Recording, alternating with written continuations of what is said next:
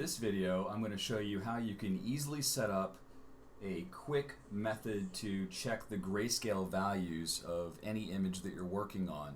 We'll also talk about the importance of setting something to grayscale so it allows you to see how the colors are actually playing well in your composition. So I have a keyboard shortcut called Command Y, which I can use to quickly toggle between color and grayscale.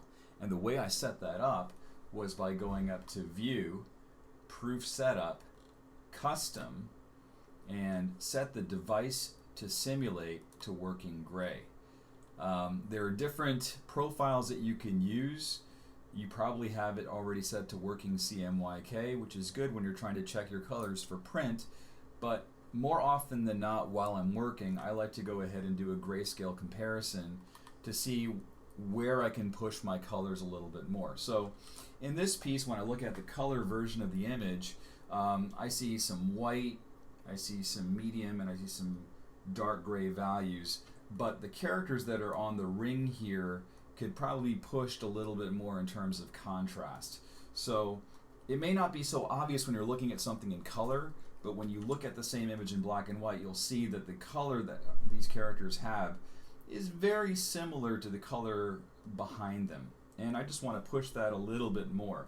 So what I can do is I can hit my Command Y to get back to the color version, Command U, and I can just bump that color value down a little bit. And what that will do is that will give me a little bit more contrast between the color that I'm using for the characters and the color on the background. So that might not be so obvious when you're looking at an image that's always in color, but if you can quickly toggle between color and grayscale, I think it will allow you to make more informed color choices to create a better sense of contrast within images and their backgrounds. So I hope you found this video useful. It's a short one this week.